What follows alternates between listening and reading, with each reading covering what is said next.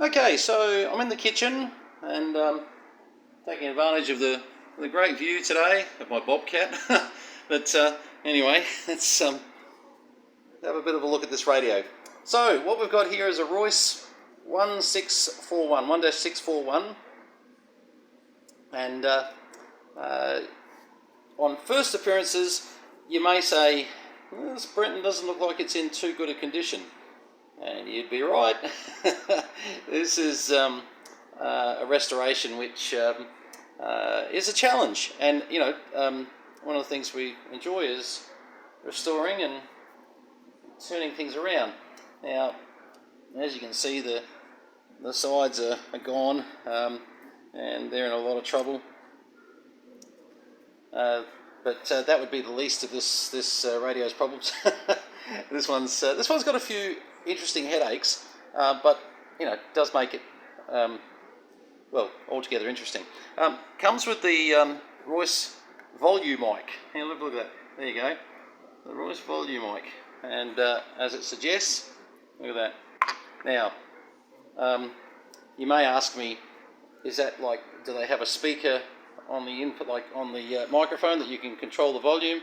I don't actually know, but no, I would say this would be a almost like a little tone control, impedance control that may affect the mic gain, but we will find out. I must admit, I haven't come across that before, and I own quite a few Royces, but this is the first volume mic.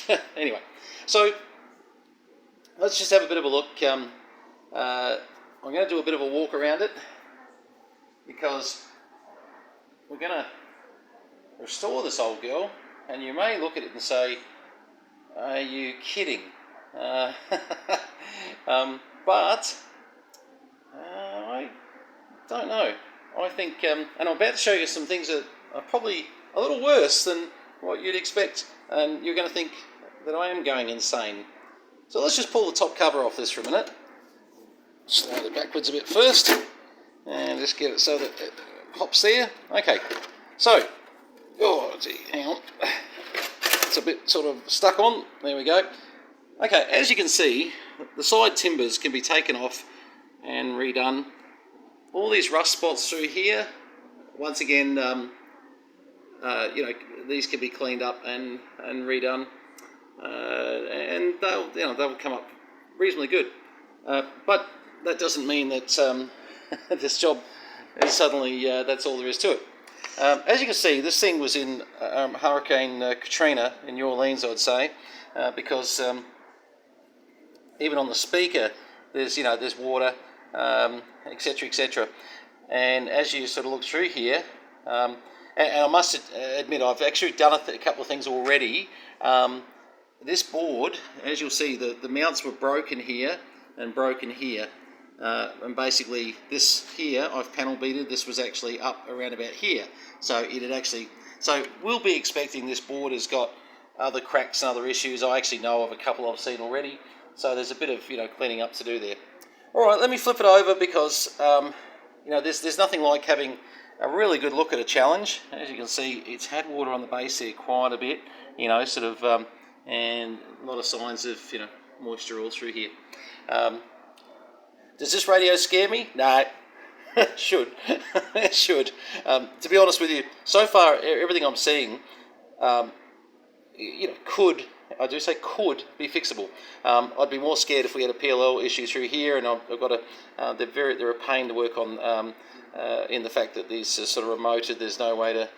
Anyway, it's just a awkward sort of spot. But let me show you the other side, because you'll see my problem gets a little worse. By the way, it is a 40 channel, and I haven't applied power yet. And you might say, well, wouldn't it make sense to do that? No.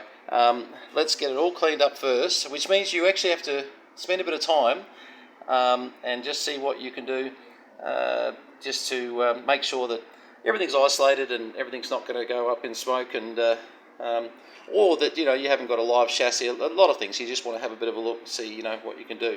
As far as the front panel, believe it or not, the front panel is quite recoverable. There's a few touch-ups that are needed. Absolutely, I mean, it's by far the best Royce from the best Royce panel. I mean, I've got some absolute new sort of versions of different Royce base stations, but But once again, it's always interesting to try and recover an old chassis that everybody else is sort of deeming forget about it. Okay, let's turn her over. It gets worse.